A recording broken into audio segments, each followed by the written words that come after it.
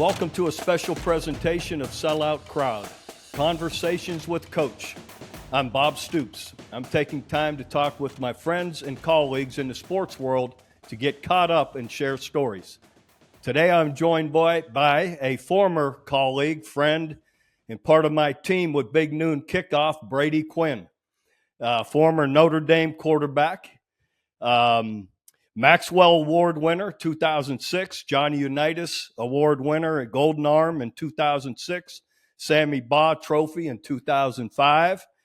Quite the awards there, Brady, and holds at the time, I don't know if they're still held up, 36 Notre Dame Irish passing or records in your time. Played 7 years in the NFL. And anyway, let's welcome Brady Quinn. Appreciate you joining us, Brady. Yeah, Coach, thanks for having me on. Always good to talk with you. I miss you, man. I hope you've been well. You see, I got my Keller's Big Noon Kickoff on. I'm getting ready to join you guys in Cincinnati this weekend for a segment. And looking forward to it. I love the team with Big Noon Kickoff there on Fox, and looking forward to seeing you guys. I miss Reggie Bush. Mark Ingram's been a really strong addition to you guys. He's been awesome, and he's great to work with. He's an awesome team player, and I had the chance to work with him a few years back. He'd come in while I was still playing, do something, and I told him after he was done, I was like, "You need to get a TV, man." I was like, "When you're done, you've got the sort of personality, and you've got that sort of energy that I think people love watching on TV." So he's been awesome. He's going to continually get better and better and better at this, but he's already set the bar pretty high for himself. Brady, you're an Ohio guy like myself. Urban Meyer on our team there at Big Noon Kickoff as well. But tell me about your recruiting process and ending up at Notre Dame. It's funny. I was actually not recruited heavily by Notre Dame, at least not by the coach that I ended up going to go play for in Ty Willingham. I was recruited by Bob Davie, but as a lot of Notre Dame fans remember, there was that kind of snafu after where Bob Davie had been fired, George O'Leary was hired. Oh, yeah. And there was a little issue with the resume. Yeah. And so in that period of time, I didn't hear anything. And meanwhile, Michigan and Ohio State and Tennessee and all these other places were pretty heavy on me. And after a visit, ironically, to Colorado, which is now like the biggest story in college football this year, I started to realize that I probably wasn't, strong enough to be able to be away from mama and dad and not be able to have them come watch me play. We weren't going to be able to afford flying out to Boulder, Colorado every week. So I ended up kind of saying to myself, like, hey, Michigan, Ohio State are kind of the main schools. Well, I had a wide receiver who was my go-to wide receiver. We had played football, baseball, basketball together ever since he moved to my hometown in 7th grade. And his older brother went to Notre Dame. He actually was in the ROTC program there. And so I'd been up there with his family before, but you're young kids, you're kind of taking it in. You're not really looking at it as a potential place to go to school. So his dad came over one night and he said, he pleaded with us. He said, please go up, take a visit. We'll go with you guys. He's like, it's just something about it this time's different. And so we did that, took an academic visit, and I was pretty late, like heading to my senior year. And I wanted to make the decision before I played my senior year. So I sat down, met with Coach Willingham. Something about the campus felt different that time. I could really envision myself growing there as a young man. And I think ultimately when I was kind of going through the checklist of things that mattered to me, clearly academics, clearly playing football at the highest level, but there's also that element of like the path forward in the future. And I thought Michigan and Notre Dame at the time just had more quarterbacks who had gone to the next level, and it kind of paved that path. Whereas Ohio State, it wasn't quite that. I think back then when I was being recruited, like if you had asked me that question, who's the best quarterback to play in the NFL, I would have said Arch Schlichter. I mean, yeah, that was kind of the natural response. So for me, Notre Dame kind of had the element of athletics, academics, and ultimately just the spiritual aspect of it. Being a kid from Dublin, Ohio, it kind of felt like it was meant to be. Well, and needless to say, the two of us are Catholic as well. Makes a difference. Right. Big time. Yeah, let's talk about Notre Dame here. Such a big game. I know you played Ohio State in the Fiesta Bowl. back We in did. 2007, I think, if I'm right. But big game coming up. Big game. I've been a big fan of. I don't really know Marcus Freeman. Bumped into him before, but really admire what he's done. Everything, the way he presents the program, and everything that he's done there. Really believe in what he's doing. And but a big game everyone wants to talk about this weekend with Ohio State. Maybe a little bit about Marcus Freeman, and then their transfer quarterback Sam Hartman. Yeah, no, look, I think the crazy thing about Marcus after, how he got the job, where really, if you recall, Brian Kelly left, and there was an outside chance the year he left that Notre Dame could sneak its way into the playoff. And everything was kind of happening so fast, and it became the scenario where, Marcus Freeman was going to potentially, go down and be the defensive coordinator with Brian Kelly. You don't want to hang around to a place you don't know if you're gonna be the guy or not. And so, Marcus was quickly hired, and his staff was, compiled, and you end up going on and winning 9 games, win your bowl game. I think it's a pretty darn successful season. There was some early struggles in year one, but I think they really found their identity and they learned a lot and grew from that. And then headed into year two, you're thinking, okay, we've got some stability. We've got this, transfer quarterback coming in, Sam Hartman, who's the most prolific quarterback the ACC's ever seen, who's played 5 years of football, really experienced guy. And then you lose your offensive coordinator. Tommy Rees decides to go to Alabama. You lose your special teams coordinator. He goes up to the next level, up to the NFL. And so you're going, holy crap! Your offensive line coach retires. Your strength coach retires. All these things happened during the course of the spring and summertime. And so it was kind of a bit of a whirlwind, a little bit, at least in regards of how you can kind of compile that group to keep it all together. And I just think he's done a tremendous job. Joe Rudolph, who's the hire as the offensive line coach, is the perfect guy at the perfect time, I think, for coaching this group, which is an extremely talented group. Gerard Parker ends up taking over as the play caller. He was elevated in-house. He was the tight ends coach. But him and really the hire of Gino Cadelli, who was, formerly the OC at Cincinnati, former, quarterback as well. All three of those guys really pitch in on the offense, and the way it's gone so far have played a huge role in helping to see this sort of offensive success. So I think Marcus has done such a good job at being able to remain poised through really a lot of chaos. And I think you could probably speak to that as a head coach. Yeah, absolutely. I mean, how often offseason go, man, I just got through my first year. Next thing you know, you got to hire all these coaches, right? I agree. He's done an awesome job. He's hired great people. Listen, it's different at Notre Dame. The expectations, the national audience and fan base that they have around the country, it's just a little bit different. And it takes a lot to manage. And I think he's doing a wonderful job of it. And wish him the best. He has, and really like the next breath, I'd say, so is Sam Hartman. Absolutely. A guy who was opportunity to go to a place where he can get national exposure. And it's no disrespect to Wake. Coach Clausen does a tremendous job there. I think it's viewed differently than Notre Dame is. And that's what Sam wanted. And Sam's gotten a lot of that. And I think he's handled it with class. He's obviously, older. He's a 60-year quarterback, right? Like we don't see that. They're always talking about the stats he's put up. I'm like, well, yeah, he's 60 years in college football. Like I was playing 2 years in the NFL by now. He's part of the staff, is what he is. Exactly.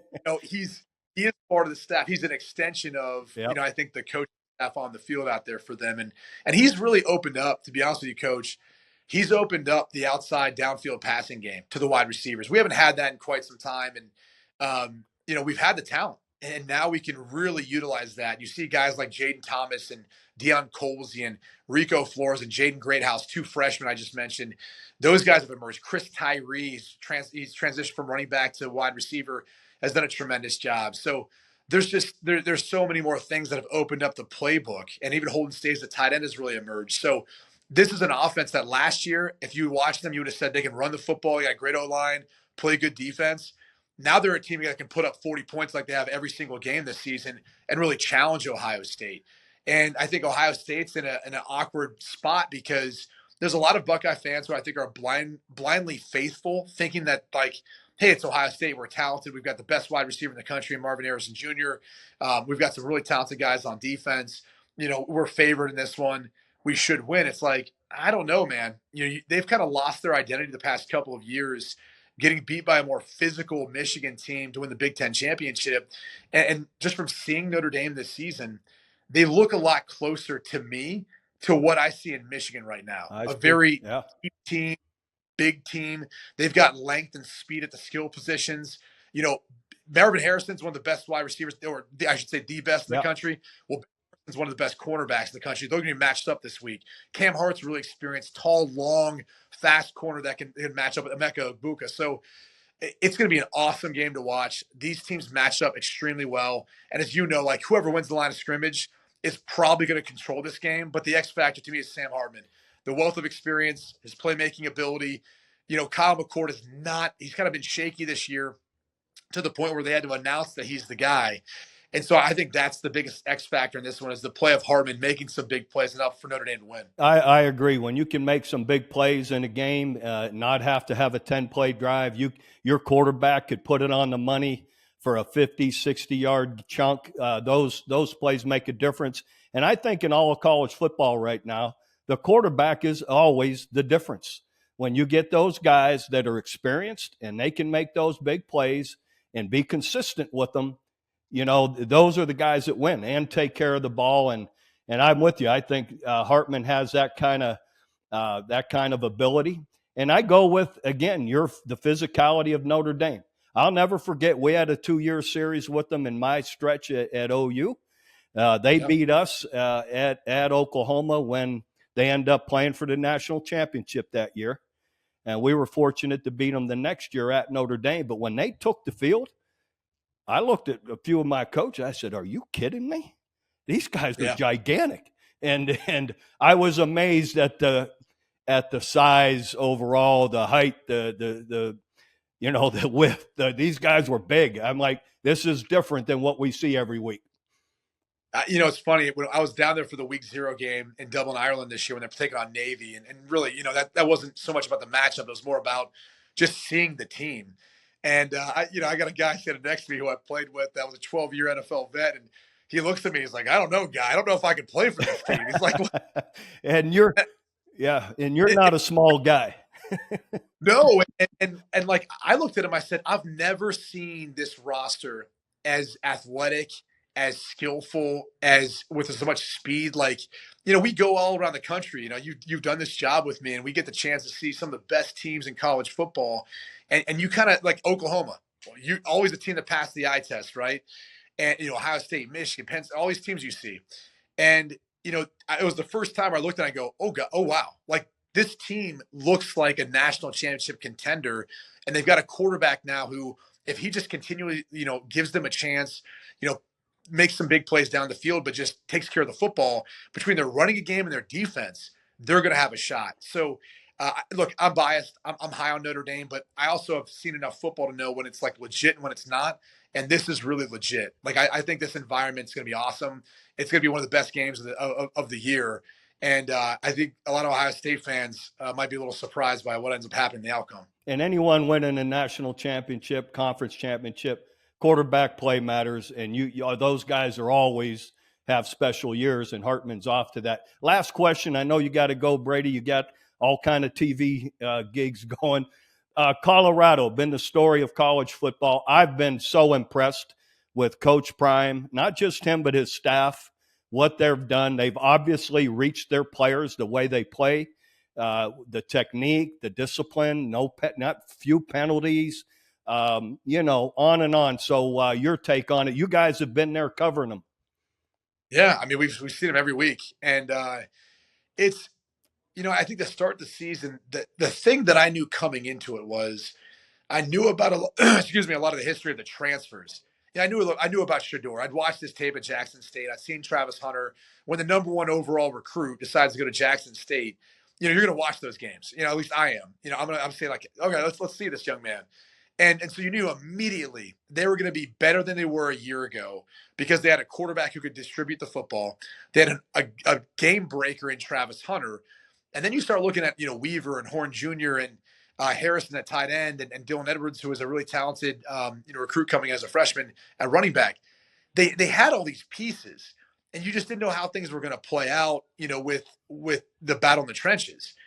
And to your point about the coaching staff, I think they've done a phenomenal job of playing to their strengths, forcing teams really to be behind the 8 ball. I mean, up until the Colorado State game most recently, they've kind of won the turnover battle. They've been great in situational football. You don't see a bunch of blown coverages or right. plays where it looks like they are prepared. They're well coached. They're constantly put in positions to succeed, and they've done that thus far. This is the first week, though, where you say, all right, they're taking on a team that's got comparable skill position players, and they're way better on both sides of the ball in the trenches.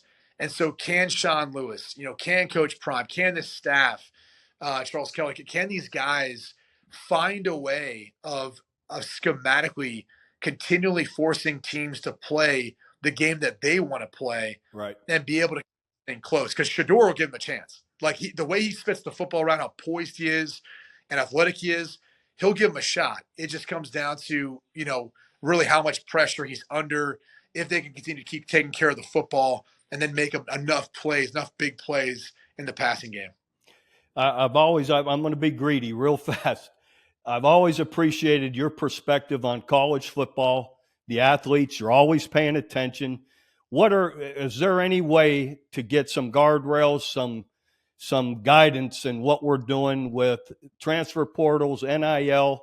What are your quick thoughts? My quick thoughts are, I think we need to have someone step up and someone take the initiative. And I don't know if that's the federal government, which it's always scary anytime you hear someone say like, yeah, let's let the federal government come rescue us. But I do think there needs to be national guardrails put on this, because what you're seeing right now is at a state level, there's such varying degrees of NIL laws. So in some states, you can pay kids in high school. In other states, you can't. Some states don't even have NIL laws. So they're subject to abide by whatever the NCAA states. There's some states who put in their state laws that whatever they put in there trumps whatever the NCAA says. So until we get some sort of federal legislation, you're not going to have a level playing field. And I think that's what's kind of hurting at least the landscape in regards to recruiting, where the people who have leaned hard into NIL and the people who have lobbied their state representatives to create state laws that play an advantage for them are going to have a big time advantage. And it's going to be an unlevel playing field. As far as the transfer portal goes, look, I think what we need to do is just say you can only have one window. There can't be one in December, January. There can't be, and then one in May. Right. Make these commit. Make their parents commit, and then you say, look, you have a waiver system in place. If you have a coach that gets fired, for example, in the spring or summer, outside of that window of time, you allow the kids to go ahead and transfer if they want. I mean, that might hurt that football team that season, but that's the reality of how it works. Like when you sign up to go play for someone, you're not just playing for the coach, you're playing for the university. And I think we can at least ask these young men to make a year commitment. So I think you clean up the transfer portal that way. That probably stops some of the tampering that we're seeing right now, right, where coaches reaching out or high school coaches are being used to talk to players on current rosters.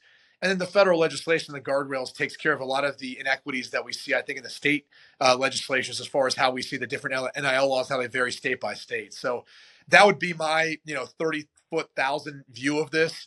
Obviously, I'm not smart enough to have an exact solution for you, Coach, but I think that's a start. I'm with you, and I know as a coach, I'd like to know who my roster is for a year at least. Yeah.